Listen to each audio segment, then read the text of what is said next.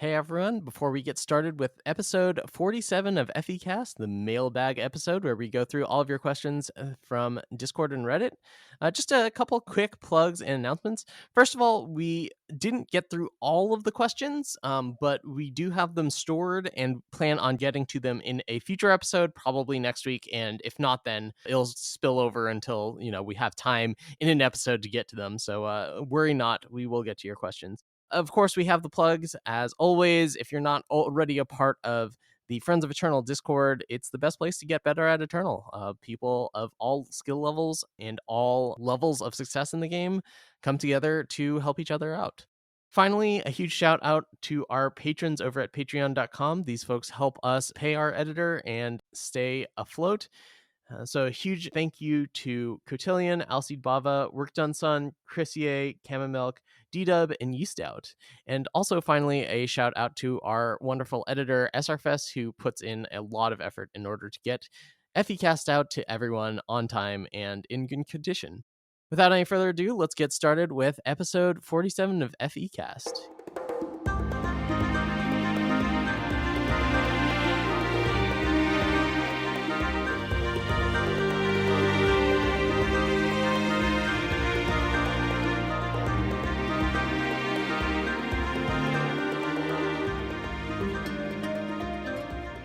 Hello, everyone, and welcome to FEcast, the first and only Eternal podcast where both of the hosts are qualified for Worlds. I am Sunyveil, and I am joined by Stormblessed today, and today we're going to be taking a look at the many, many questions we received when we mentioned that we were doing a mailbag episode. Are you ready to go through these, Stormblessed? Yeah, I'm very ready. As Sunny said, just want to reiterate, Sunny loves to brag that we are two Worlds competitors. Although that's still kind of amazing to me to think that I did actually make it. I managed to achieve the goal of getting into Worlds, and I'm excited today because we have a lot of really good questions sent in by you guys, listeners. I was pleasantly surprised at the quality of questions. Yeah, and there's a couple questions specifically asking about Worlds, and that'll be good to get to.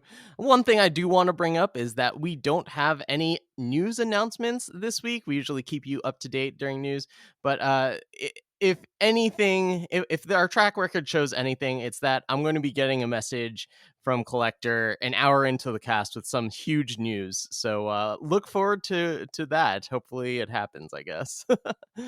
Yeah, we don't have any announcements yet, but we very well likely could.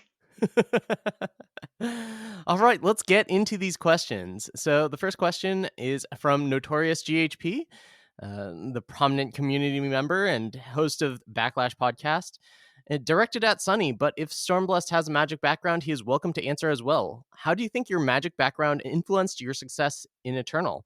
Are there any skills or traits you think you learn more from magic that apply to you regularly, or are there negative habits or thought processes that you have or had to change that came from being a long-time magic player at first? Well, for me, I think that the number one thing is I had a head start on, I don't know, all the things that you see in Eternal, like all the people posting deck lists with a small sample size of ladder games as their record for how good it is. All the people who think that they're amazing, they're God's gifts to card games. But when you see them play, you grow a little more skeptical. I feel like I had just seen all of that before, if that makes any sense. People overestimating their abilities and whatnot. So it was easier to, I don't know, identify that and be a little more choosy when it came to which sources that I listened to and the reasoning behind them, and having a good idea of like what makes for good reasoning. I guess it's a way of saying that I feel like I was able to sort out biases a little better since I played Magic for so long. So my Magic background is that Magic is expensive, so I never really got into constructed. I was a huge Magic drafter. It's lots of Magic drafts, like on Magic the Gathering Online. So many cube drafts. I've probably drafted cube hundreds of times, and how many of those were forcing Storm? Well, I'll leave that to your imagination. So the main thing that having Magic background is, it teaches you the fundamentals which in many ways are easy to pick up. But there are some interesting differences I found that really were different in many ways. Like the structure of influence is different, obviously, but like I think the refrain of units, at least it used to be that units in Eternal were a lot more powerful overall than units in Magic, because Eternal usually get to a little bit higher power, and you have a higher starting life total, right? So like a 3/2 for 2 was a standard in Eternal, whereas a 2/2 for 2 was standard in Magic. Of course, nowadays, you got like Omnath, who would just be ridiculous in Eternal as well. But one of the big differences, I think, is the nature of card advantage. In Eternal is very different than in Magic, and that was sort of hard to get away from. Like in Magic, it's a lot easier to draw cards than it is in Eternal. Our most busted form of card draw we got was like Helio, right? And that had to get nerfed eventually because it was very, very good. Like Eternal's card advantage, we've really gotten it through like Petition for Silexes now. We've also gotten it through like markets, through Echo and Fate cards, right? So like the nature of card advantage of how you accumulate resources over the opponent was vastly different, even at the very beginning of the game, because we had like Wisdom of the Elders as our big source of card advantage, right? So again, that's where I think my big change was, is that I had to relearn my thoughts about how card advantage worked. Man, I just think that I had such a head start in Eternal because of Magic, and I guess that makes sense because, well, for those who don't know my Magic background, I top aided for SCG Opens. I was in the top 4 of an MCQ and or WMCQ, and I've played at the Pro Tour a couple of times. And I didn't ever play as much as I think some people did, but I had pretty good results regularly. And I think it like really helps me appreciate like how good some people are at card games, and like what the skill ceiling could be. Because I've talked about this at length before, right? Like there's so much stuff that people don't realize is going on in card games. Well, in Magic, they've had a long time to figure that out, and just being able to have that mindset, I think, was really beneficial for me. I don't feel like there were any like negative habits that Notorious mentioned in the question that I had to change from being a Magic player. Like, sure, I had to learn a few things, like the things that you were mentioning, but for the most part, the skills um, and the mindset really carried over from Magic. Okay, so moving on to our next question from a Snowbird 109. How often should somebody practice per day to be good? So, not all gameplay is the same. Not all practice is going to be the same. It really matters how engaged you are with it.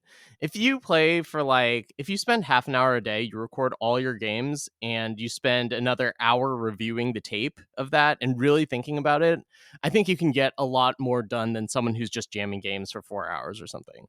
It really depends on how willing you are to use your time and really focus as much as possible, because Eternal is a game, right? Like a lot of us play Eternal as a way to blow off steam, right? Or relax, and we're not necessarily looking to be honing it as a skill. But I think if you really worked on it for an hour every day and just really thought super critically, you could get really good really fast.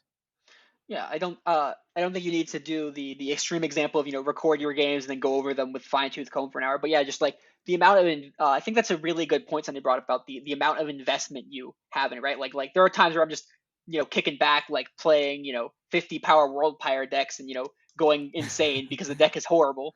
It's got like 3 seed of creations in it. Oh my goodness. Anyways, but yeah, like when I'm just like kicking about, just like goofing off, right? I'm not like getting supremely better at the game, right? Like, there is still an advantage there, just like understanding the meta better, understanding how decks function, right? Like, just that on that level, you will get better to an extent. But if you really want to get better, just having more focus on the game, more mental energy put into like trying to understand like what's the opponent doing, what am I doing, and like looking back at it. And, also, again, Sunny is really big on the mentality point, right? If you're playing your games for an hour and after every game that you lose, you're like, oh, my opponent got really lucky and I got really unlucky. And after every game you win, you're also like, my opponent got really lucky and I got really unlucky. Then you're not going to really get any better, right? So like, it's interesting to say because like obviously not everyone has the right amount of time, right? So like, and not everyone has the right amount of energy. So it really also depends on your goal, right? Is your goal to make day 2 of a tournament? Is your goal to just like get top 100 in draft? Like you try to get top 10 in draft? I think it also kind of depends on your goals in Eternal as well as what you also mean by where you want to go and what you mean by good as well. Yeah, I also want to emphasize that I do both ends of the spectrum, right? I have, games where I'm hardly paying attention because I'm like watching baseball and listening to a podcast at the same time as trying to play Eternal. And I'm not really paying very much attention. But on the other hand, I do have times where I'm doing the opposite of that. No music, no other distractions, just focusing on the game, recording it, and looking at the replay afterwards. So I just don't want to give people the wrong impression that I'm always super focused on the game, even though I consider myself a very competitive player. Yeah, like there are plenty of times where I'm just playing for fun and I'm not really thinking about it. Oh yeah, I'm definitely not always super focused on the game. Even in like top 8 situations, if you look at like my top 4 draft, I felt like I played that terribly. So yeah, I don't always play at the best. When I play at my best, I think I do pretty well. But yeah, it's there's no like super consistency for play even at high stakes matches. Well, yeah, I mean, not just the quality of play, but like the investment in how much you're paying attention to it. So like both of these vary a lot. One is voluntary, the other is, mostly involuntary. So to reiterate, it's more about how you're playing than how much you play. Yeah, I mean the way you get better is by thinking through things, right? And so it's just amount of effort over time. So our next set of questions is a pocket of meta questions in that these all relate to our current meta and our thoughts on the meta. They relate to various aspects of it. So rodcop gives the question, where is the meta at post balance patch? So I'm presuming that rodcop is speaking about throne because that's what people presumably are caring about, considering that is the eternal celebration format for the last chance qualifier. So Sunny, I believe you've been playing Huru, Kira, and Throne a bunch. What do you think? Yeah, Hero Kira is still great. I mean, it feels the deck feels pretty much the same. It's just that your Kiras can actually be killed now. So I think the rest of the deck is still very, very strong. Um I don't think the metagame shifted that much, honestly. Like there's a whole lot more Skycrag, obviously, because the addition of the 2/1 Aegis Yeti makes it a lot better. But aside from that, like the control decks that were medium are still like pretty medium. I think Stone Scar is still fine. I guess Reanimator's like I don't like the way Reanimator's positioned, but it is really powerful when it works. The metagame really just feels just about the same as before the balance patch, and I don't know if that's like I think that's probably a fine thing. Like I thought the metagame was pretty good. It's just that Kira was too hard to deal with, I think, and I think this meta will be fine.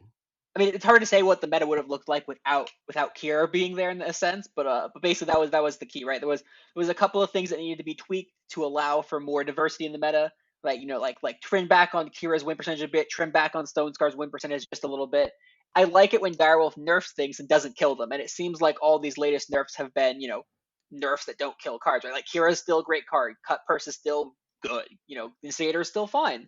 Yeah. Will those cards be in the final builds, like in the Session Stone Scar? It's hard to say, for sure. But like, I like where it's at, and I think that it's at. Well, and then maybe I like where Expedition is better. I think Expedition is more healthy currently, but I think Throne is fine. Yeah, I have no idea about Expedition. I don't think I've played a game of Expedition since the ECQ, or since the championship, rather. One thing I will mention is that, like, Instigator did take a pretty big hit. I think that Cut Purse is still a pretty good option, but Instigator is, like, kind of suspect now. Because you were playing it because it was a 3/3 and now it's a 3/2. Our next question about the meta comes from KidSneelock. Do you think Direwolf Digital should release any new cards or make any balance changes before Worlds? I'm all for this. I'm always a huge fan of like the treasure hunt, basically at the beginning of a format. It is kind of unfortunate if we end up having formats like the one metagame where everyone was playing Aramot's Machinations for Jack. Like all the decks that people were playing were like 3 cards apart from each other or whatever. So I think that was unfortunate, but that like there were big balance issues. And even then, like I think it's always interesting to see how people can adapt to a brand new metagame. I always think that's an interesting procedure as a competitive player. So I would definitely enjoy it. I don't know if that's going to be on the release schedule. I think they could probably fit one in there, fit something in there, right? Something to shake up the meta. What do you think, Stormblessed? My thoughts on this are that I am fairly convinced that at the very minimum, there's going to be a balance patch. That's sort of my thought. That bare minimum there'll be a balance patch to try to spice things up. But Scarlatch has said on Discord that there will be 2 releases before the end of the year, and time's running out. 2 releases meaning that it's probably going to be a large set and a campaign or a bundle, right? So time's sort of running out for that to both fit in the remaining of the year without being like one right after the other. So I think it's not unlikely that we either get spoilers at the start of like Eternal Celebration or soon, and like the new set drops like right after Eternal Celebration, like on November 1st or whatever, or that it will be like right in the middle of November, right? Because again, if they release it at like November 22nd, then they have to like release on like December 23rd. Like I think it's not unlikely that we do actually see a new set before Worlds. It's also something that Direwolf seems to enjoy doing is putting out a new format 2 weeks before a big tournament. So I think that's not unreasonable from them, from their past experiences. And I think that the other thing to note is that Worlds is not everything in Eternal, right? So like if they were to like delay the set to sort of like make Worlds different or whatever, or like be like I'm not going to release the set until like November 23rd, because if I release it sooner, then it'll impact Worlds or something. I mean, also like on ladder, I'd want to enjoy playing with new cards. I assume the rest of the community too, right? Like waiting for a new set or bundle for Worlds just would be kind of lame for the rest of everyone. So I think that at the very least there'll be a balance patch, and I'm hoping there'll be new cards because I enjoy new cards. Yeah, I would also enjoy it. Next question from Find Name Hard on Reddit.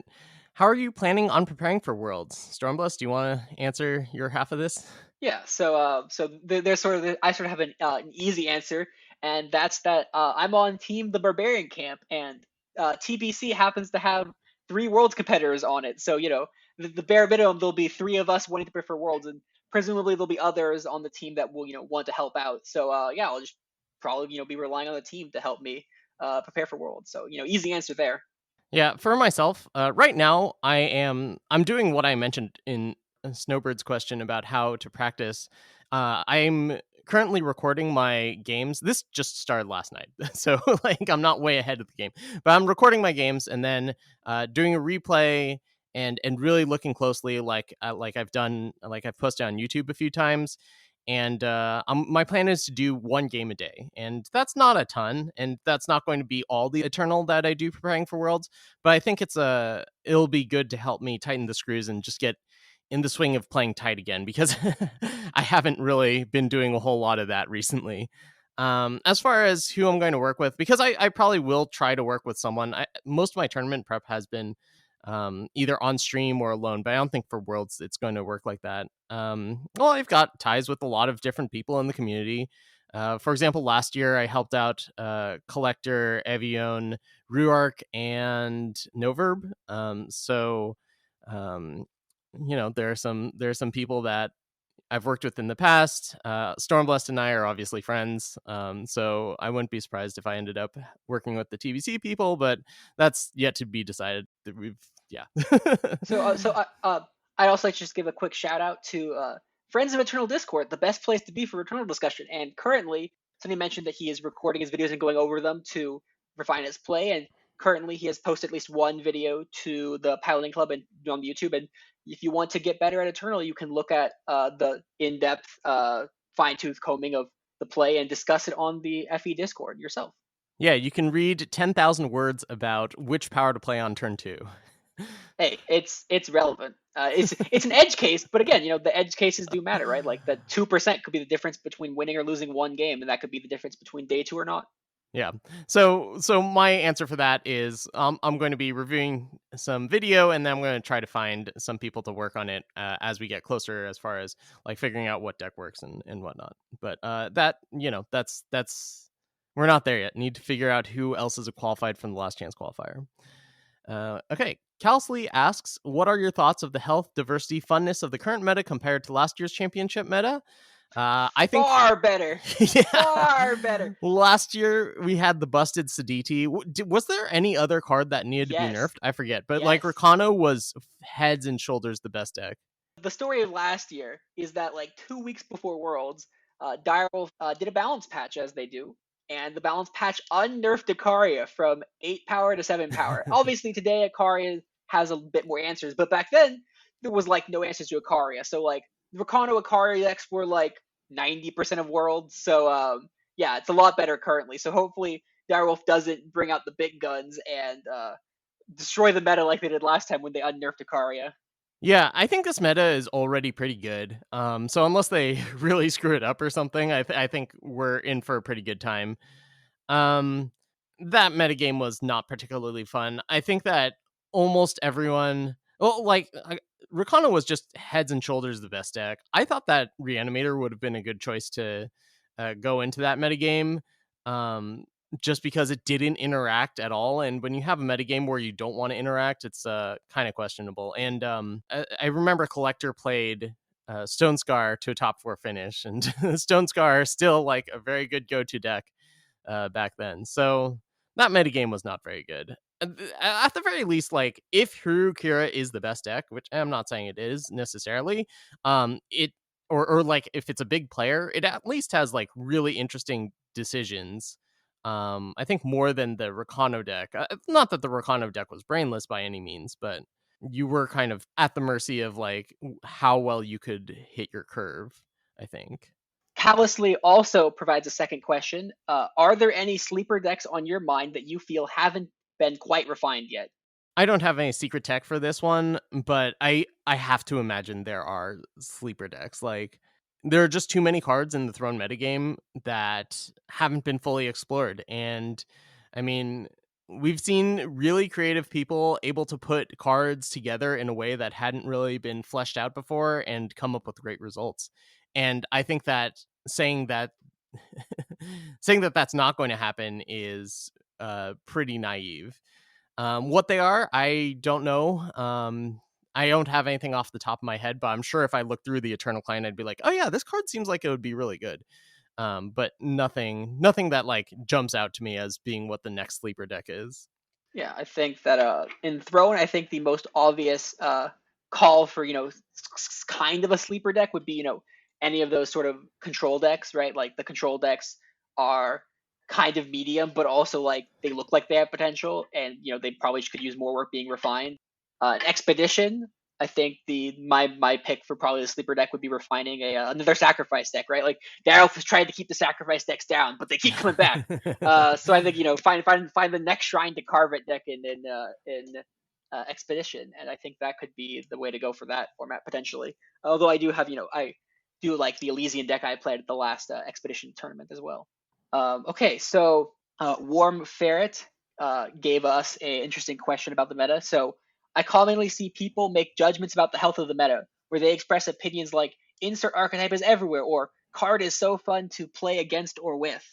It's unfun to play against or with. Oh, yeah, sorry. Unfun to play against or with. Excuse me, the opposite of what I said. So their big question is, are there any design spaces that are fairly universally loved and hated? And they bring up the example of Endra. And yes, I think absolutely. I don't know if Endra's the best example because you're still doing like pretty intricate things.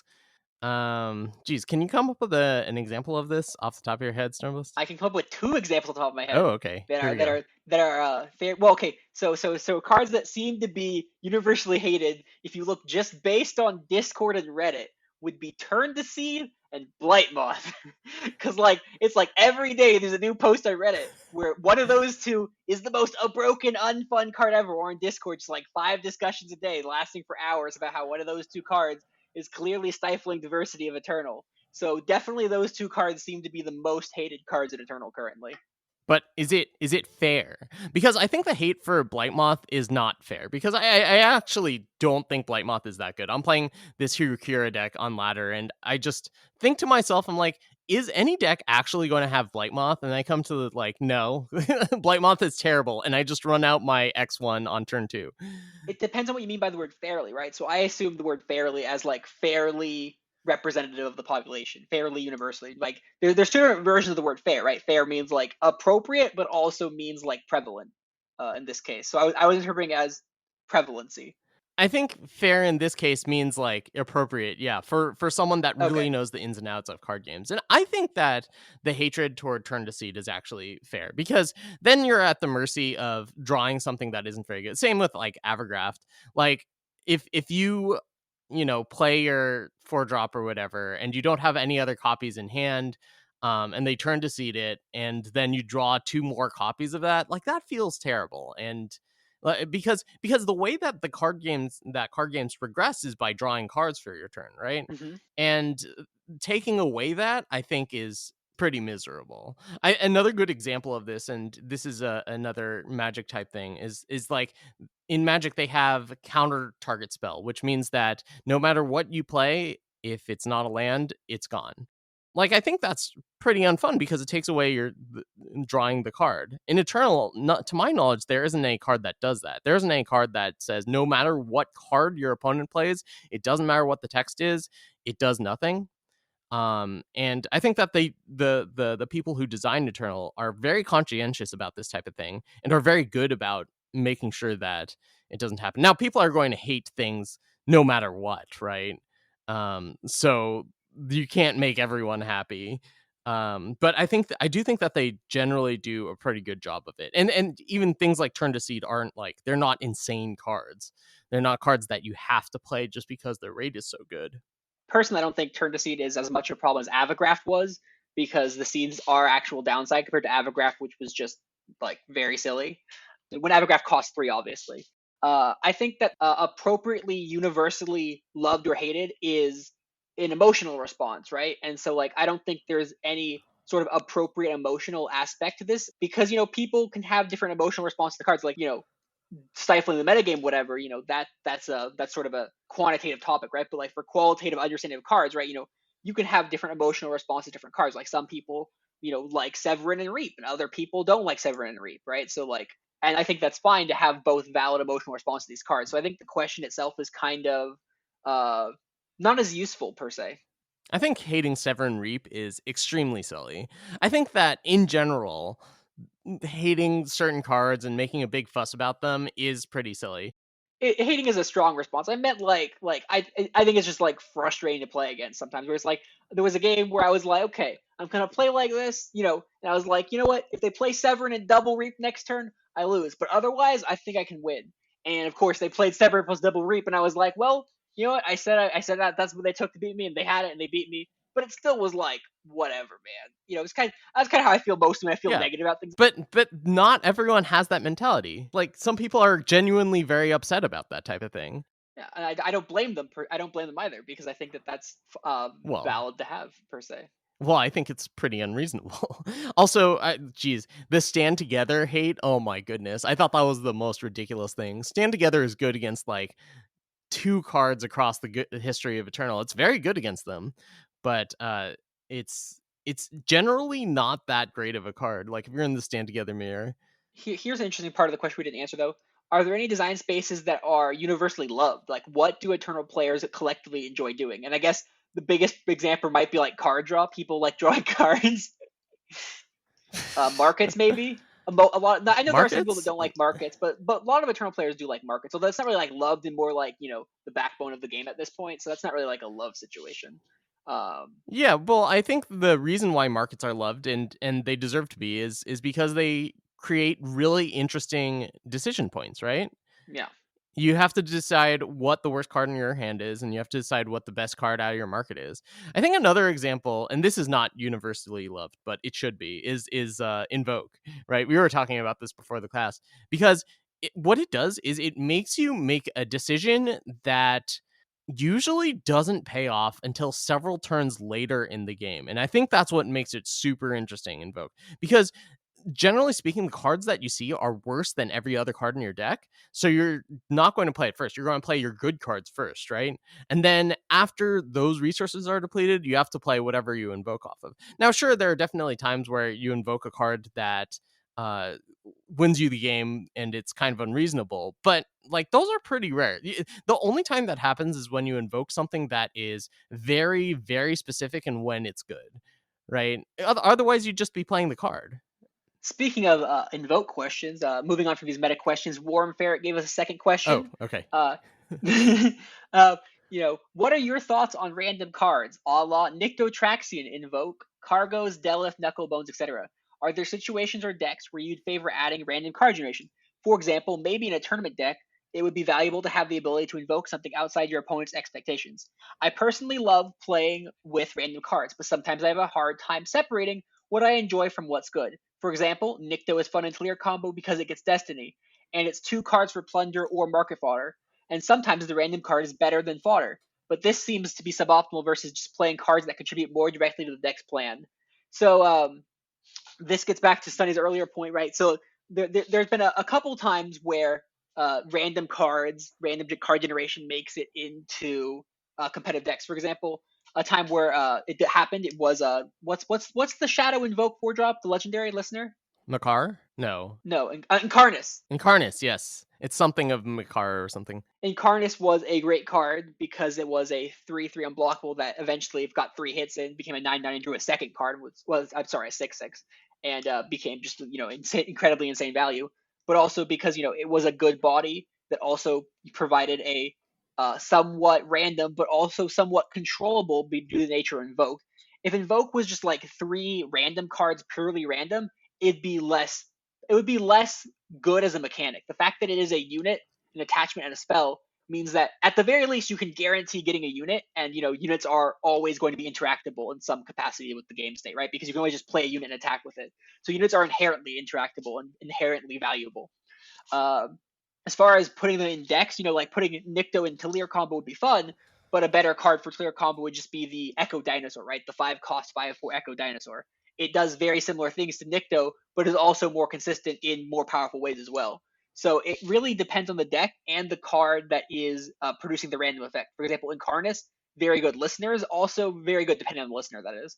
And Cargo's not as good, whereas Chance were really good, and that's just due to the differing nature of card design, right? So yeah, I think they really did a great job with the Decimate Invoke. That shows up a lot, right? Wind Conjuring and the Chance. Because you basically get to turn a power, which is like a power is useless in the late game, into a random card. And that works itself out pretty well, I think. If you're putting cards in a deck, the power is definitely better, but in situationally, the random card can be better. And again, like I said earlier, a lot of the times when you're invoking these types of things, you have to plan ahead for the long game. You have to have foresight to make the most out of your invokes. And I think that is very difficult to do. And it's a lot of fun when you do it correctly, I think. So I'm a huge fan of these types of things. And I think they do a pretty good job of implementing it. And the other thing is that aside from Incarnus, which was just an insane card, right? There's no question about it. A lot of these, you have the option to invoke, right? You have an optional Decimate invoke, and that helps it out a lot. Like, do I have the resources to invoke here or not? And I think that makes for really interesting gameplay. All right, the next question is kind of a it's a short but tough one. Prebin asks, if you were to live in Miria, where would you be and what would you do? Stormblessed, do you have an answer for this? I do. I know Sunny needs time to think because Sunny it hates lore and he hates fun storytelling. What?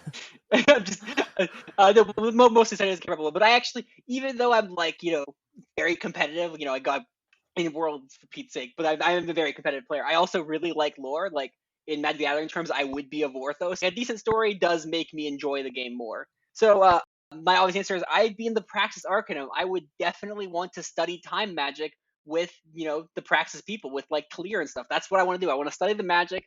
Shoot, that's actually exactly what I was going to say. I would want to be in the Praxis Arcanum because it seems like they get to do whatever the heck they want. Just like hang out by the Oasis, kick back a few cold ones, read some books, say that you did some work. It seems like a good life. You get a Roomba. If you work in the Praxis Arcanum, you get Roombas. You get your golems to help you, with your chores around the house, to serve you drinks or something. I don't know. It seems a whole lot less dangerous than living in like Argenport or being in the Shadowlands or like having any involvement with the strangers. So any involvement with the story. I want to live in the backwards town, so I don't have to get shot. I don't have to get impacted by anything. But even in the backwards town, you still get impacted by the strangers because there was that plague, right? The plague impacted all the frontier towns, and that's what led to the strangers. Oh yeah, I guess so. They couldn't have anything. So the Practice Arcanum is the safest place to be. It's like in Magic where it's like, what plane would you want to live on? I want to live on Kaladesh because they don't have anything bad happen to them. Yeah. So, anyways, yeah, that's a fun question. I do like the question. Anyways, so our next set of questions are all about deck building. So from Spiffy Man with multiple S's and multiple F's, we have, how do you go about upgrading older decks for new ladder metas? For instance, I like to play control typically, but I'm not much of a deck builder. How can I update my old Horu control deck? And is there a way I can do it without straight up brute force testing? Yeah, so I think especially if you're a control player, you usually want to figure out what the big threats are that you have to deal with, and figure out how your answers are going to line up with them. Like, for example, there are metagames where Vanquish is really good, right? And then there are times where it's absolutely horrible. It doesn't hit anything, depending on what the decks that are in vogue are. So I think that's the big one. I'm not exactly a control expert, but I think that, lining up your removal in order to deal with the threats du jour really helps out a lot. It just makes your deck interact so much more favorably on the effectiveness axis. Sunny's example and idea is the better way to go about it. Obviously, in the end, you do have to do some testing to determine what's good and what's not good. You can't just let it go. Um, but my easy answer, if you want to just jam games and not think, which is I think a valid way to play a game because we want to have fun. You can just take your old Huru control deck, look at the new cards, and be like, "What's a new card from here that'd be fun to try out?" Right? Take your old Huru control deck and be like, "Oh, Silver Knight, that looks like a fun card in Huru control. I'm gonna try it out." And it's like, "Oh, it turns out that it's pretty decent. I guess I'll keep it in." I don't know if it's played in the market or main decks, whatever. Certainly, once we get Huru Silex, the card will get a lot better in Huru control. But if you can just look at an old deck and be like, oh, are there any new cards for it? If so, put new card in, right? We recently saw that 1 or 2 month old Stone Scar, card for card, no card updates, won a tournament, right? So you don't have to constantly update your Throne decks, right? That's the power of Throne, is that the format does tend to be more stable, or at least decks are more stable, right? Nerfs and buffs tend to push decks in and out of favor, but for a lot of times, they're still really good. Like, for example, like I could see Kira stop being heavily prevalent on ladder just because it was nerfed, but it wasn't really even that nerfed. It's still an insanely powerful deck and probably should see more play on ladder than it currently does. So yeah, that's the key. Either look at the meta, find out what's good, or just take your old list and update it with a new card or two. One thing that I think is difficult, but really helpful if you can figure it out, is see if there's a new win condition. Because, like, when you're playing a control deck, you don't need much in the way of win conditions, right? But when one comes along, like when Savage Incursion started gaining traction, right? That absolutely changed the scope of how decks that were looking to play a long game functioned. Those usually seem like a pretty big deal when they do happen. But aside from that, I think like most of the time it's going to be figuring out how your removal lines up with what people are playing. Our next question is from Tempest Dragon King from the Discord. So for a given eternal competitive environment that you're freshly hopping into, how would you make a deck that plays favorably into many others, i.e. make a new meta deck? How would this process be different than an MTG if there are any differences? I don't think there are really that many differences. Like, in general, the more proactive you are at the beginning of a format, the better, unless there's something that's like utterly busted that you can be doing that isn't proactive. But the metagames of tournaments where we had a deck that dominated shortly after a set release, like you think back to Cultists, right? That's a proactive deck. It has a very clear game plan of what it's going to do. It's not the fastest deck, but it's like just got a really simple game plan of what it's trying to achieve. And also the Aramot's Machinations for Jack. Like, that's a that's another very proactive thing. Like, you're going to play 1, 2, and 3 drops, and then you're going to use this busted 5-cost card in order to get them all back. And I think that Cura fits into that category as well. So I would just say figure out something strong to do that's proactive. Aggro decks are also good choices. Just punish people for being a little too clunky. My next question is, I think it kind of depends a little bit on how much time you have to prepare for this tournament or whatever. Right? If you have lots of time, you can just go about just putting some fun cards together, seeing how it works, right?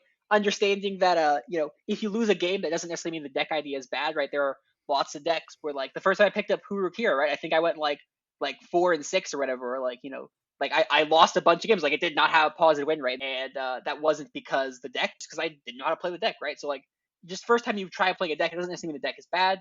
and winning or losing, whatever. Like I think tuning comes a bit after that, right? Like eventually you're like, okay, how does the meta work? So I start by like looking at like what do I want to play, what do I think is fun, and then eventually I look at the meta. So I don't really start by looking at the meta. Perhaps I will in the future, but currently I just kind of go with what I like, and then eventually think about the meta. Okay, so our next question comes from Let's Talk Limited. That's Shab, by the way, if you didn't realize. Yes, this is Shab. Shab was here. Was it last week or 2 weeks ago? 2 weeks ago. 2 weeks ago. Yeah. So this is Shab. Let's Talk Limited is their Reddit username. How do you differentiate between decks that do really well on ladder and tier 1 decks for tournaments? As someone who hasn't played in any constructed tournaments, I don't really know how to think about the meta or matchups. So, well, a lot of the thing is that decks that do really well on ladder also tend to be pretty decent in tournaments, right? So like there's sort of two ideas here. There's like power level and there's popularity, right? So like the most popular deck on ladder is usually also going to be a powerful deck, but it doesn't mean it's the best for the tournament. Although it will never be a bad choice, it might not be the best for winning a tournament.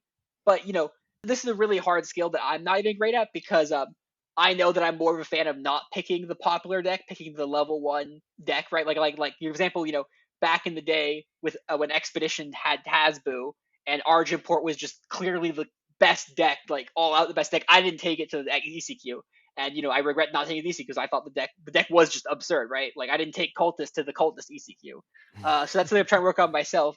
I have got better. Like I played Hurukira at the tournament where Hurukira was, I think, the best deck to bring. Because I thought, even though Hurukira was the level 1 popular deck, I thought it was the best deck. And so I've been getting a little better at that. The real difference is open matchups, right? If you in open matchups, does the deck perform significantly worse? Or like, will people be gunning for insignificant quantities? For example, in the even Elysian meta, if you couldn't come with anything better, then it was clear the deck to bring. But like I figured that there had to be something out there, and eventually I found Sea of Teeth of all cards, and I thought that would be a good avenue to fight it. But it's really difficult to say. You kind of have to make a personal judgment for yourself. So I think that the difference between a ladder deck and a tournament deck is very overblown. I think that something like Maul, if anyone remembers that deck, is not a good tournament deck. But I think it's the exception rather than the rule because, like, in order to beat that deck, a lot of the time, all you had to do was redraw into a hand that had very specific cards that almost every deck had that was just very good against Maul. That's a deck that, if you know it's coming, even before the game starts, you can do a lot to figure it out. But aside from that, like I think aggro is good whether you're playing on ladder or in the tournament. I think control is good whether you're playing on ladder or in the tournament because like, your opponent's going to have cards that are good or bad against you, but they're not going to absolutely shut you down. So I think that this difference is generally overblown, and if a deck is good, it's just good. So the one thing that I'll repeat, and I'm sure Shab can agree with this as far as limited goes. It really like as long as you take a good deck, right? Even if it's like tier 2, whatever. As long as you understand your deck, if you have practice with it, if you understand how it works into matchups, that'll be far better than like taking the deck that you are extremely familiar with, that you know how it works, you know how to win, you know how to play the deck, than taking the deck that is tier 1. If there's a tier 0 deck, all bets are off, whatever. But like if there's just a tier 1 deck and a tier 2 deck, but you don't know how to play the tier 1 deck at all, but you know the tier 2 deck, take the deck you understand because you will do better with it. For example, like I think taking Hurukira without having played the deck before would have been a massive mistake because the deck was really intricate and there was a lot of lines to play. If I didn't have any practice with it, I would not have brought it to the last tournament where it was good. But since I did have practice with it, I was able to bring it, right? So like I think being familiar with your deck is far more important than being like, oh, I'm on it's the day of the tournament, I'm gonna switch decks randomly at the last second because a new really good deck popped up out of nowhere. Take the deck you're familiar with as long as there's no tier 0 deck. Yeah, and that's going to be good for both ladder and tournaments. All right, Nerf 2 mana 2 for 1s asks, what does a tier 1 Azurite Prixis deck look like? I'm going to leave this one all up to you, Stormblessed. There's actually been 2 tier 1 Azurite Prixis decks in Eternal's history, right, Sonny? Yeah, I would just assume that if anyone knows this, it's batteries, and he's probably overstating how good the deck is if he's saying there's a tier 1 Azurite Prixis deck. So the real answer is the closest we've come to this has been Azurite Prixis and Rats, which I successfully convinced batteries a long time ago to take out of Rats. And then the Rats became better and ended up actually doing pretty well at that tournament, the ECQ from a long time ago. That I think Collector got 4th with Rats but it was very cool.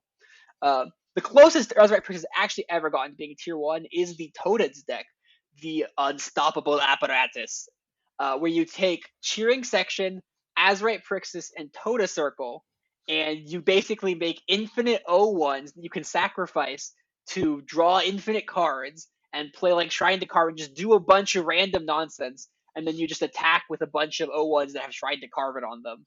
And that's about as close to a tier 1 Azurite Prixis deck as we've gotten, is something that I guess uses the discard effect to its utmost while also, I guess benefiting from it being cheap combo enabler.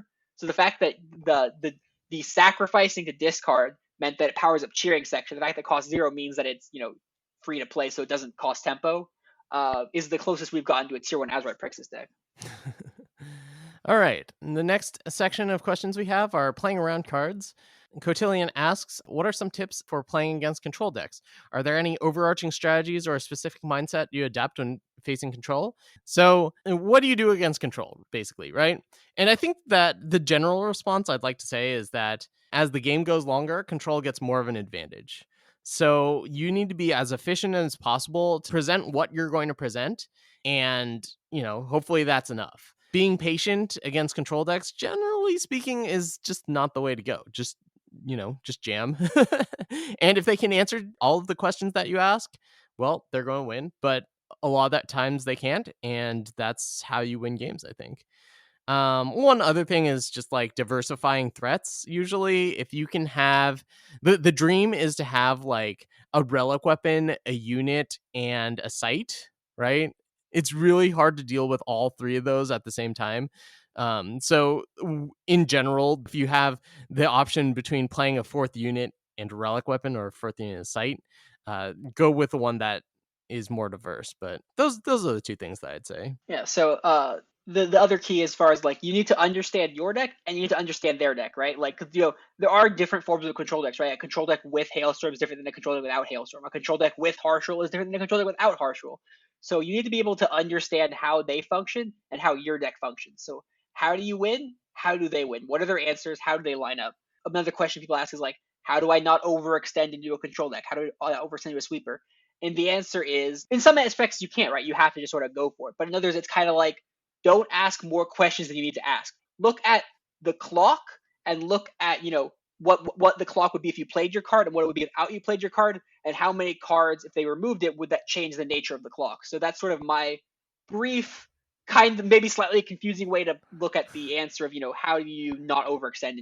Well, I mean, yeah, I think more often than not, it's better just to err on the side of playing everything out as fast as possible because of what I said earlier. Like, as the game goes long, it gets worse for you. But like, especially if we're still in the developing phase, and you're worried about harsh rule and your opponent played their fourth power and it's not an undepleted seat, like they don't necessarily have that fifth undepleted power. Hitting 5 every game, on curve is not a trivial ask. So generally speaking, when in doubt, just shove, I think. So, as far as like the margins go, you should be thinking about all these other things, right? Looking at all the answers, looking at all the lines. But yes, if you're just looking for a general rule of thumb on ladder, the answer is just always shove, always make them have it. Especially because, if you're playing like Skycrag aggro or Yetis or whatever, you have so many charge units in your deck that like they could play it, you could just top deck more charge units, right? So like depending on your deck, forcing the shove is just better because you can just keep top decking more aggro anyways. Yeah. The other thing is that you can also, it's useful to look at situations and be like, okay, my opponent just hit 5 power and they didn't play Harsh Rule. If I am on my opponent's side of the board, would Harsh Rule be better than whatever card then they played? If the answer is yes, they don't have the Harsh Rule. Like, if someone hits the necessary power for a sweeper and they don't play it, it's pretty likely that they just don't have it. You can usually rule it out. Okay, Mevers asked a pretty similar question, so I think we're going to skip that one and go to a question from our editor, SRFS. Put on your game designer hats. What one gameplay thing from another game would you like to see replicated in Eternal? It could be a type of deck that Eternal doesn't support, mechanic that would be cool, a unique card. It doesn't have to be exactly the same. Just make sure that it's something in the actual game, not something tangential. So something that comes up with this question is Legends of Runeterra's spell mana system. And if you don't know what that is, basically you can save up to 3 unused mana for spells the following turn, and that rolls over if you don't use it. So basically, if I were to be playing Eternal, and if I don't do anything on turn 1, don't do anything on turn 2, on turn 3, I would have 3 mana for units and 3 mana for spells. Say if I use the 3 mana for a unit, the next turn I would still have 4 mana for a unit and then 3 mana left over from the previous turn for spells. It makes more sense once you start playing it, and I think it's like a really good thing about Legends of Runeterra, because it means that games aren't decided by just someone curving out better than the opponent. Like, hitting your curve if there's no spell mana is just such a huge deal. And I don't play Hearthstone, but I imagine that that's a big part of it. If you miss curve, you're probably just toast. This would not work at all the way that Eternal is designed, though. That's the thing. Like, you have to entirely warp your game around the fact that you're doing this with spell mana in order to make it work. I do think it's an excellent mechanic and makes it so that you're not at as much as the mercy of how quickly you can develop or how efficiently you can develop. Like, if you stumble, I think you have more of a shot this way. But it just, like, you can't just put it into Eternal. It wouldn't work out. Imagine just, playing Kira on turn 2, already having the bubble shield protect up because you have that one leftover spell mana from not doing anything on turn 1. So I think that's a pretty cool mechanic. I don't think it would do anything in Eternal. Something I'd like to see in Eternal, not necessarily something I've seen in other games, although I think Hearthstone has slightly done it, is I'd like to see a better challenge system in Eternal. Like, challenging players in Eternal is a little bit cumbersome and a little bit. Wait, but that's tangential. That's a feature of the client. Like, you didn't even hear me out, Sonny. So okay. So, for example, right now all we have is you can challenge people, right?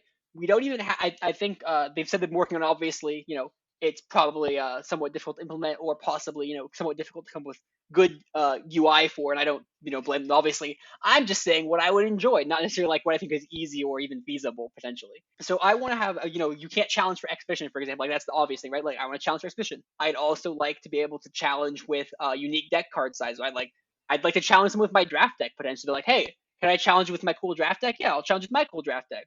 Or, challenging people with unique game modes. Like, if there's an event running, I'd like to be able to challenge someone to that event rule set. I want to challenge my friend and be like, can I challenge you to a heroes event instead of having to go through the event itself? Or like, you could challenge someone to a gauntlet boss rule set, and just to have some sort of zany fun in Eternal in a different way than we currently have the ability to. So I'd like to have a more interesting dynamic form of challenging other players to interesting rule sets and the like. Also, if we had, like, for example, I know people like Shab would be interested in having like you could challenge people to 45 card decks, because then you could have like cube drafts like Jedi puts on, except actually only have 45 cards instead of having to have a 75 card draft or whatever. So I want the unique challenge. Do you think that's not tangential enough, Sonny? Do you think or do you think that's still super tangential? I still think that's super tangential. I thought of another thing that I really like, and that is in Magic, that the abilities on units can be played at any time and basically at fast speed.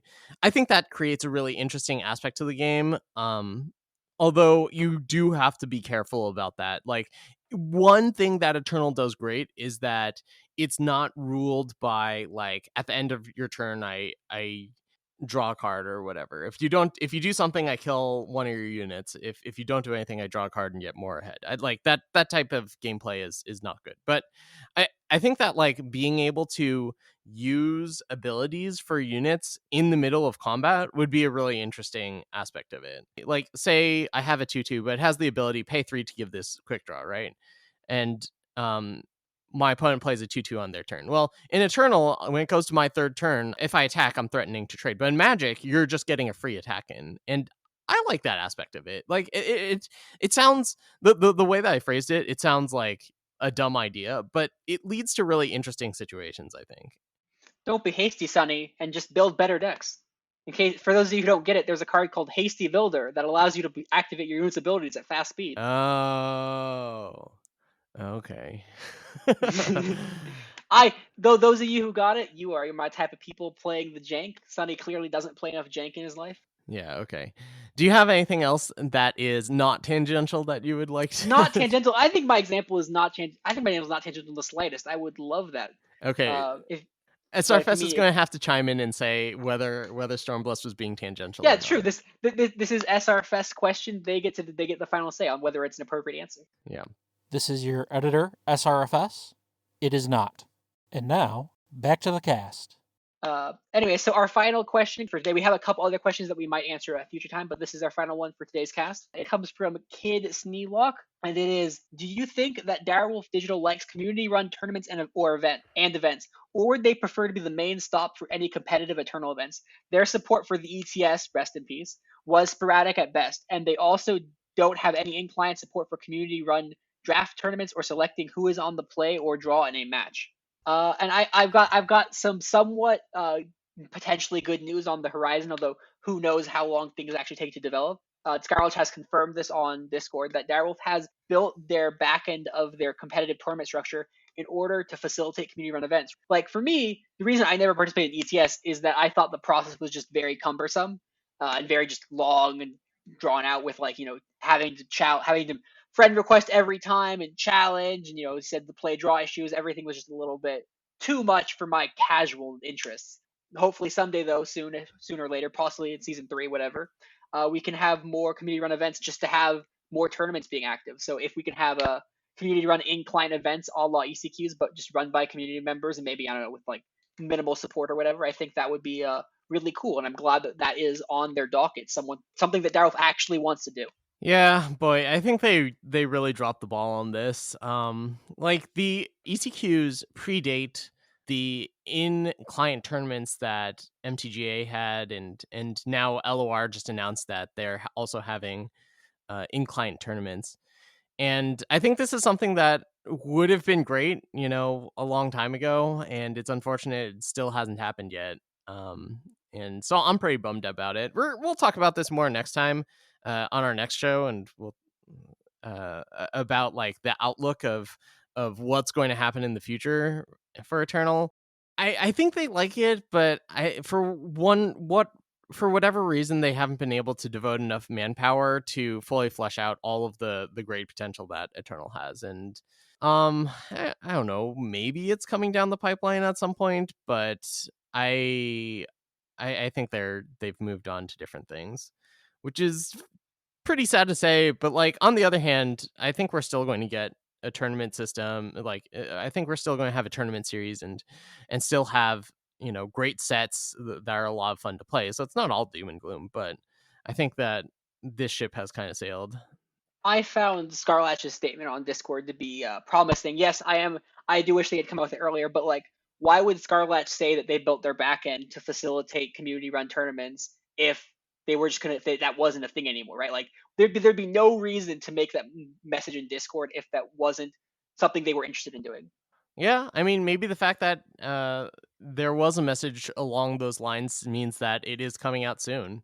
So I mean, soon for software development could mean anything, but yeah. I mean, I prefer to be hopeful than not hopeful. I mean, it could just be like really bad communication, but I mean, if that was the case, that they weren't planning on doing it at all and they just had that random message there, that'd be more disappointing than just no communication. Yeah. Anyway, thanks everyone who asked questions. This was really cool. We'll probably do a mailbag episode every once in a while just to get caught up on everyone's questions. If your question wasn't answered, we are planning on saving a few questions for next week's show, which I'm going to try to grab a hold of a couple guests, and we're going to be talking about the past, present, and future of Eternal, because it's going to be right before the Eternal celebration. So look forward to that. I just checked my messages, and no, I did not get a message from Collector telling me about what the big announcement is. So I guess we really don't have any announcements for this cast. Oh, that's a shame. I was really hoping we'd have a big announcement right to announce right at the end. That would have been funny. Yeah. Well, hopefully we'll find out soon, because Eternal Celebration should be coming about in just over a week. And hopefully it's going to be super awesome. So, we're all looking forward to it. Thanks again for listening to FECast. If you're not already a part of the Discord, hit that join button in the description. Thank you to all of our Patreon supporters. And next week, hopefully we'll have some guests, and we'll be talking about some cool things to celebrate Eternal. So until then, we'll see you in the friend zone. The Friends of Eternal Discord is the best place on the internet to get better at Eternal. We have players of all skill and experience levels all happy to help each other out on basically any aspect of their Eternal gameplay. And making all this possible is our generous patrons over at patreon.com. If you'd like to support FECast or Friends of Eternal, consider donating at patreon.com/Friends of Eternal. Thanks again for listening, and until next time, we'll see you in the Friend Zone.